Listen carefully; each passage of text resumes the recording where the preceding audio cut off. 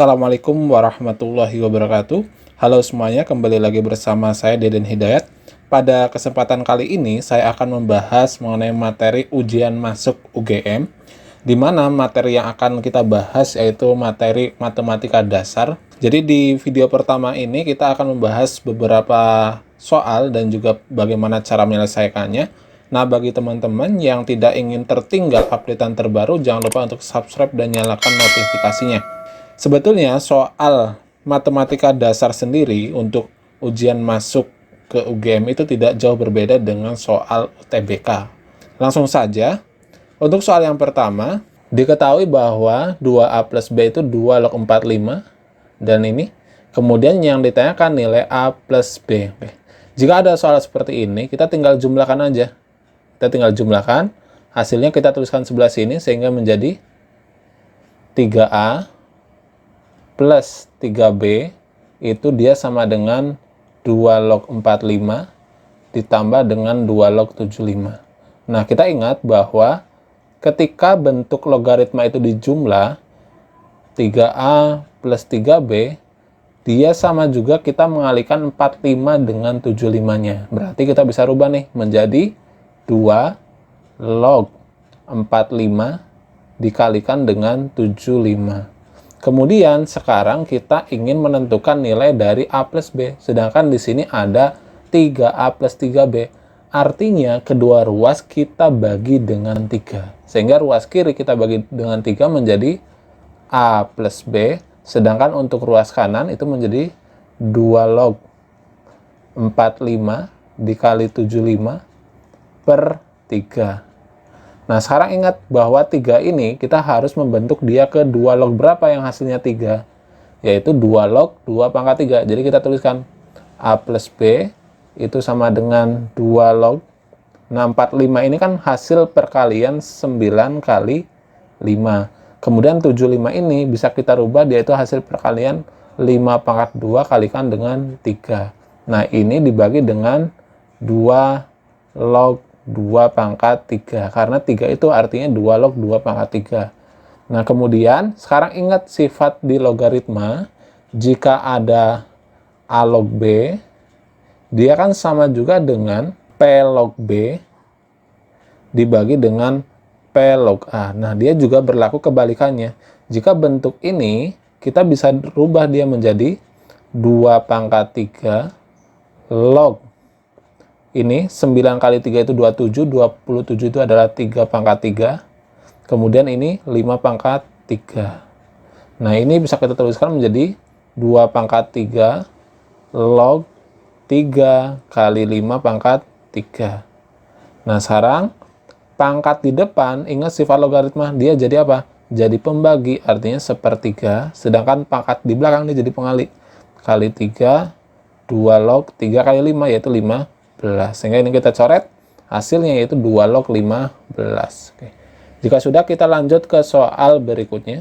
Untuk soal nomor 2, diketahui ada 3 bilangan real A, B, C itu adalah barisan geometri. Jika jumlahnya itu adalah minus 14, hasil perkaliannya 216, maka nilai C. Oke. Sekarang kita tuliskan aja, misalkan di sini suku pertamanya itu adalah A pangkat R pangkat 2. Kemudian suku keduanya itu adalah AR, suku ketiganya itu adalah A. Mereka kalau dijumlahkan, dia sama dengan minus 14. Nah, kemudian di sini kalau dikalikan 216. Oke, kita kalikan dulu. Kita tuliskan di sini.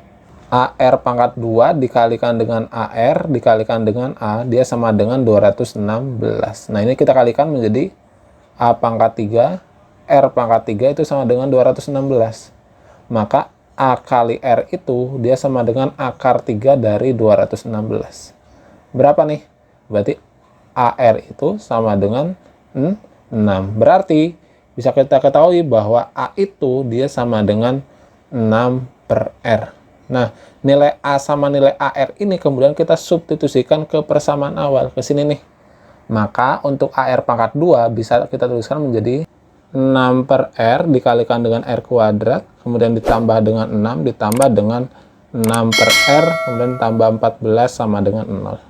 Nah, kemudian ini 6R ditambah dengan 20 ditambah dengan 6 per R, kemudian semuanya kita kalikan dengan R menjadi 6R kuadrat ditambah 20R, kemudian ditambah dengan 6 sama dengan 0. Kemudian semuanya kita bagi 2, sehingga bentuknya menjadi 3R pangkat 2 tambah 10R ditambah 3 sama dengan 0. Kita faktorkan menjadi 3R plus 1R plus 3. Sehingga kita peroleh nih, nilai R-nya itu adalah 3R plus 1 sama dengan 0.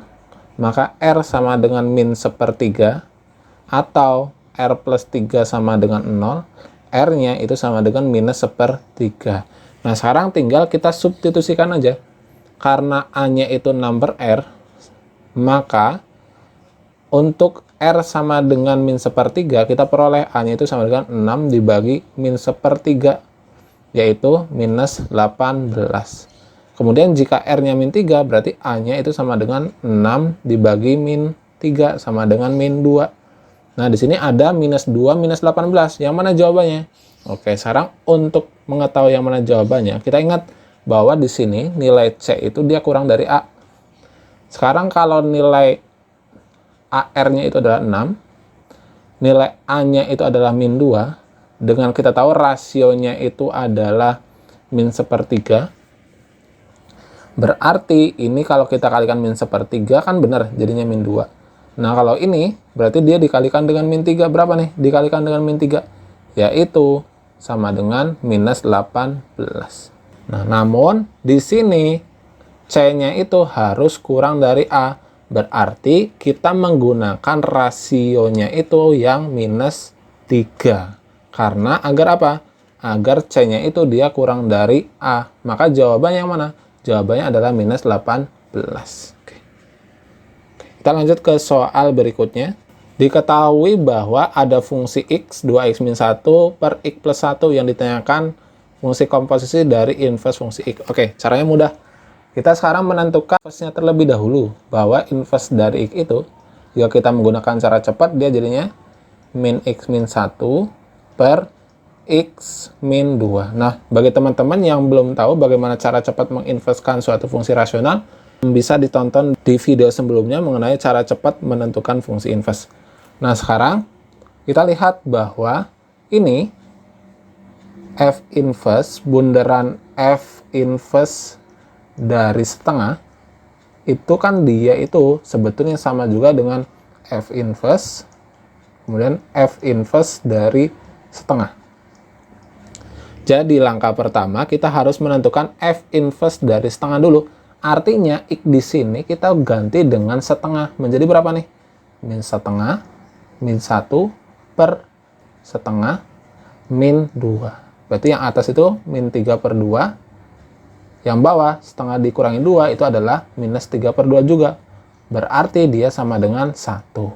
Nah, artinya bahwa F inverse dari setengah itu ada 1. Maka F inverse dari 1 itu, X-nya sekarang kita tinggal ganti 1. Menjadi min 1 min 1 per 1 min 2. Sama dengan min 2 per min 1. Sehingga kita peroleh hasilnya itu adalah 2. Kita lanjut ke permasalahan berikutnya. Untuk soal nomor 4, diketahui bahwa A ditambah K dari A transpose itu sama dengan matrik ini. Berarti bisa kita tuliskan A-nya itu adalah 1, X, Y, Z, kemudian ditambah dengan K, A transpose, berarti kita mengubah baris menjadi kolom, menjadi 1Y, X, Z. Nah, dia itu sama dengan matriks min 1, 5, min 7, min 2. Berarti sekarang kita harus menentukan dulu nilai dari K-nya. Nah, kita lihat, ini kan 1 nih. Ini 1, ini min 1. Berarti 1 ditambah K itu sama dengan min 1. Berarti K-nya itu kita peroleh dia sama dengan min 2. Nah, kalau K-nya sudah kita peroleh, ini min 2. Sekarang lihat yang Z. Nah, yang Z itu bahwa Z dikurangi dengan 2Z, dia sama dengan minus 2. Berarti min Z dia sama dengan min 2. Z-nya itu sama dengan 2. Nah, setelah kita peroleh nilai Z, kemudian kita sekarang akan menentukan nilai X dan Y-nya. Ini X min 2Y itu sama dengan 5. Kita tuliskan di sebelah sini. X min 2Y itu dia sama dengan 5. Yang kedua, Y min 2X dia sama dengan min 7. Y min 2X itu sama dengan min 7. Nah, kemudian kita kalikan 2 yang atas, yang bawah kita kalikan dengan 1. Karena kita akan menghilangkan nilai X-nya. Sehingga menjadi 2X minus 4Y sama dengan 10. Yang kedua, tetap ya. Tapi kita rubah X-nya di depan. Min 2X plus Y, dia sama dengan minus 7. Kemudian agar X-nya hilang, kita jumlahkan dia. Jumlahkan sehingga ini kita peroleh minus 3Y itu dia sama dengan 3. Berarti Y-nya itu sama dengan min 1. Setelah kita memperoleh nilai Y-nya, kemudian nilai X-nya, ini berarti kita ganti min 1 nih. Berarti kan ini X plus 2 itu sama dengan 5. Berarti X-nya itu sama dengan 3. Nah, berarti nilai X plus Y plus Z-nya itu dia sama dengan 3 ditambah dengan 2, 5 dikurangi dengan 1, yaitu 4. Oke, kita lanjut ke permasalahan berikutnya. Diketahui bahwa cos alfa itu sama dengan 1/3. Oke, sekarang kita ingat perbandingan dalam trigonometri. Nah, jika di sini alfa, berarti alfa itu dia adalah samping per miring. Berarti di sini sampingnya itu 1, di sini 3. Berarti depannya berapa nih? Pitagoras, yaitu 9 dikurangi dengan 1, yaitu akar 8. Akar 8 itu berapa? 2 akar 2. Sehingga kalau kita mencari nilai sin alfa itu kan depan per miring. Jadinya 2 akar 2 per 3.